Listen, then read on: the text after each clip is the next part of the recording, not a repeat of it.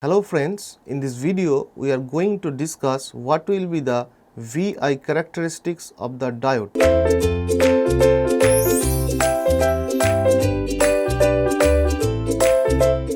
So we know that the voltage versus current equation in a diode in the forward bias will be IF is equals to IS into exponential Vd by eta Vt minus 1, where the IF is the forward current and IS is the reverse saturation current and Vd is the diode forward voltage and Vt is the thermal voltage.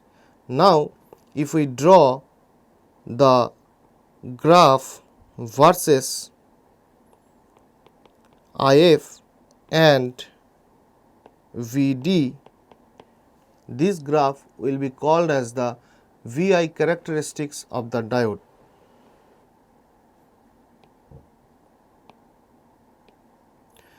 For this, this quadrant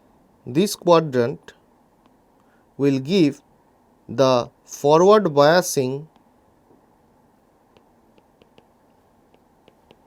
of the diode, and this quadrant will give the reverse biasing of the diode. So let us look what will be the forward bias characteristics. We can see that IF is increasing with respect to Vd in an exponential manner. So the curve will look like this, where this voltage is the V gamma, that is the cut-in voltage of the diode, and this cut-in voltage depends on the material of the diode. Now, if we take the reverse bias, that is, if we make this voltage polarity opposite to the previous one, then we can see that there will be no current flowing through the diode, only a small amount of minority current will flow, and this is the small minority amount of current, and this voltage is called the VBR, or VBR is nothing but the breakdown voltage of the diode. That means if we increase the voltage of the diode beyond the VBR, then the diode will go to the breakdown region, and there are two different types of breakdown mechanism that will take place. One will be the avalanche breakdown, another one will be the direct rupture breakdown. So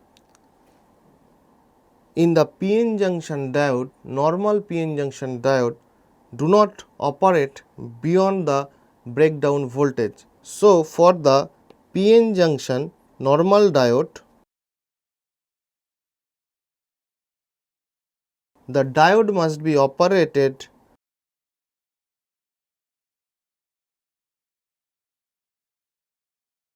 in a lesser voltage than VBR. Otherwise, the normal PN junction diode will be breakdown and it cannot operate. So we can say that for breakdown region operation, a special diodes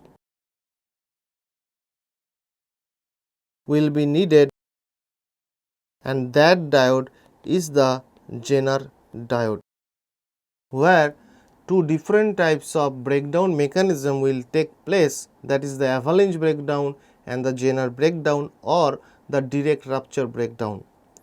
Now, if I draw the V-I characteristics in the forward biased for different materials, suppose first I am drawing for the silicon material, then the germanium material, then the gallium arsenide material. So, in the x-axis of all the graphs, there will be the VD voltage, and in the y-axis there will be IF. Similarly, here will be the IF. Similarly, here will be the IF.